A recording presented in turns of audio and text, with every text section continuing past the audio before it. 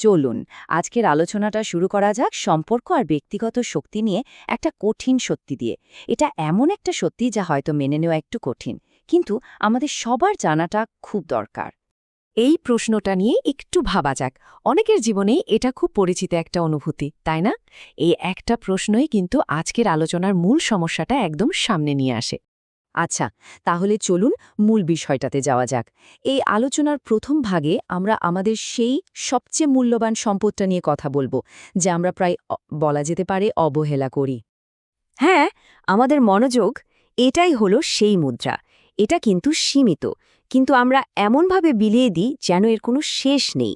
একবার ভাবুন তো, ঘন্টার পর ঘন্টা অপ্রয়োজনে সোশ্যাল মিডিয়া স্ক্রোল করা বা এমন মানুষের পেছনে সময় দেওয়া যারা আমাদের কোনো মূল্যই দেয় না, এই সবই তো আমাদের সেই মনোযোগের অপচয় যা ভেতর থেকে আমাদের শক্তি শুষে নেয়।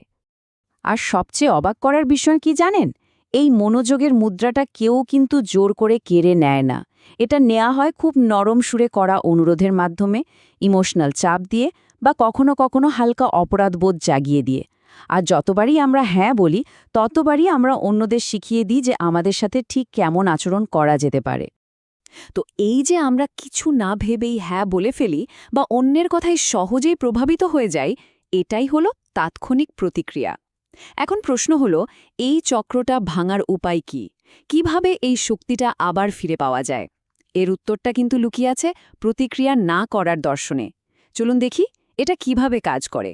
এই প্রশ্নটা একবার ভেবে দেখা দরকার। কেন এমন হয় যে কেউ কিছু বললে আমাদের ভেতরটা অস্থির হয়ে ওঠে? কেন আমরা নিয়ন্ত্রণ হারিয়ে ফেলি? কারণটা হলো আমরা সঙ্গে সঙ্গে প্রতিক্রিয়া দেখাই, ভেবে চিনতে সাড়া দিই না। এখানে দুটো শব্দের মধ্যে পার্থক্য বোঝাটা খুব জরুরি। একটা হলো রিয়্যাক্ট বা প্রতিক্রিয়া করা, আর অন্যটা রেসপন্ড বা সাড়া দেওয়া। ধরুন কেউ একজনের কাজের সমালোচনা করল। সে যদি সঙ্গে সঙ্গে রেগে গিয়ে তর্ক শুরু করে, তাহলে সেটা হলো প্রতিক্রিয়া করা। এতে সে নিজের নিয়ন্ত্রণটা অন্যের হাতে তুলে দিল। আর সাড়া দেওয়া মানে হলো এক মুহূর্ত থেমে বিষয়টা ভেবে শান্তভাবে নিজের বক্তব্য জানানো, অথবা হয়তো চুপ থাকাই বেছে নিল। এখানে কিন্তু ক্ষমতাটা নিজের হাতেই থাকল। মানে তর্ক করে জেতার মধ্যে যে একটা সাময়িক আনন্দ, সেটা কিন্তু খুব অল্প সময়ের জন্য। কিন্তু প্রতিক্রিয়া না করে নিজের মানসিক শান্তিটা ধরে রাখার মূল্য তার চেয়ে অনেক অনেক বেশি। আর দীর্ঘমেয়াদে এটাই কিন্তু আসল জয়। এখন প্রশ্ন হলো, প্রতিক্রিয়া না করার এই কৌশলটা আমরা কোথায় আর কিভাবে কাজে লাগাবো? চলুন আমাদের দৈনন্দিন জীবনের সেই সব জায়গাগুলো একটু দেখি যেখানে এর প্রয়োগ সবচেয়ে বেশি জরুরি। এই তিনটি হলো আমাদের মানসিক রাজ্যের সীমানা, আমাদের সময়, আমাদের সিদ্ধান্ত আর আমাদের আত্মসম্মান। আর এগুলোকে রক্ষা করাটা কোনো স্বার্থপরতা নয়, বরং এটা নিজের প্রতি একটা দায়িত্ব আর ভালোবাসা। অনেকেই কিন্তু দয়া আর সহজলভ্যতাকে এক করে ফেলেন। সময়ের ব্যাপারে একটু হিসেবি হওয়া মানেই স্বার্থপর হওয়া নয়, এটা আসলে নিজের জীবনের নিয়ন্ত্রণ রক্ষা করা। আর সত্যি বলতে, যারা আমাদের সম্মান করে তারা আমাদের এই সীমানাওকে সম্মান করবে। কখনো কি এমন অভিজ্ঞতা হয়েছে যে কারো সাথে কথা বলার পর হঠাৎ করে ভীষণ ক্লান্ত লাগছে? মনে হচ্ছে যেন সমস্ত শক্তি কেউ নিংড়ে নিয়েছে। প্রায়ই দেখা যায় কেউ একজন তার সব নেতিবাচকতা অন্যের উপর ঢেলে দিয়ে হালকা বোধ করে, আর অন্যজন সেই ভারে ক্লান্ত হয়ে পড়ে। এটা যে সংযোগ বলা যায় না, এটা হলো মানসিক শক্তির নিষ্কাশন। এই কথাটা কিন্তু খুব গভীর। যখন আমরা অন্যদের আমাদের সিদ্ধান্তে নাক গলানোর সুযোগ দিই, তখন আমরা নিজেরা সিদ্ধান্ত নেওয়ার বদলে তাদের থেকে অনুমতি চাইতে শুরু করি, আর নিজের পছন্দগুলোকে ডিফেন্ড করতে ব্যস্ত হয়ে পড়ি। কিন্তু মনে রাখতে হবে, জীবনের ভালো মন্দের দায়ভার কিন্তু দিন শেষে আমাদের নিজেদেরই। দেখুন, কথা দেওয়া খুব সহজ, ক্ষমা চাওয়াও সহজ, কিন্তু আসল সত্যটা প্রকাশ পায় একজনের ধারাবাহিক আচরণে। কেউ যখন বারবার একই ভুল করে, তখন তার কথায় নয়, তার কাজে মনোযোগ দেওয়া উচিত। এই চক্রটা কি খুব পরিচিত লাগছে? প্রথমে কেউ আঘাত করে, তারপর ক্ষমা চায়। আমরা সাময়িকভাবে স্বস্তি পাই, কিন্তু কিছুদিন পর ঠিক একই ঘটনার পুনরাবৃত্তি হয়। আসলে সীমানা ঠিক করা না থাকলে এই চক্র চলতেই থাকে।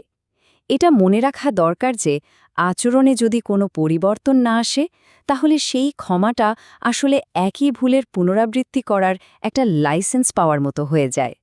আর তাই অনেক সময় ক্ষতিকর কোনো পরিস্থিতি বা সম্পর্ক থেকে নিজেকে সরিয়ে আনাটা কোনো নিষ্ঠুরতা নয়, বরং এটা হলো আত্মসম্মানের একটা বড় কাজ, নিজের মানসিক শান্তিকে রক্ষা করার একটা জরুরি উপায়।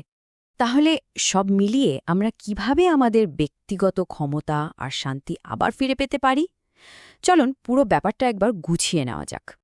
একদম সহজ করে বললে এই 5টি জিনিসই হলো একটা শান্ত, সুশৃঙ্খল আর আত্মবিশ্বাসী জীবনের ভিত্তি। নিজের সময়, মানসিক শক্তি, সিদ্ধান্ত, মর্যাদা এবং নিজেকে বারবার আঘাত পাওয়া থেকে রক্ষা করা। এই কথাটা কিন্তু একদম মনের গভীরে গেঁথে নেবার মতো। অন্যের জন্য ভালো করতে গিয়ে যদি নিজের শান্তি নষ্ট হয়ে যায়, তবে সেটা মহত্ব নয়, সেটা আসলে নিজের সাথেই একরকম বিশ্বাসঘাতকতা করা। এই আলোচনা শেষে একটা প্রশ্ন থেকে যাক, শুধু শোনার জন্য নয়, বরং নিজের জীবনে একটু প্রয়োগ করার জন্য। এই সপ্তাহে এমন একটা ছোট কিন্তু গুরুত্বপূর্ণ সীমানা ঠিক করা যেতে পারে, যা রক্ষা করা হবে।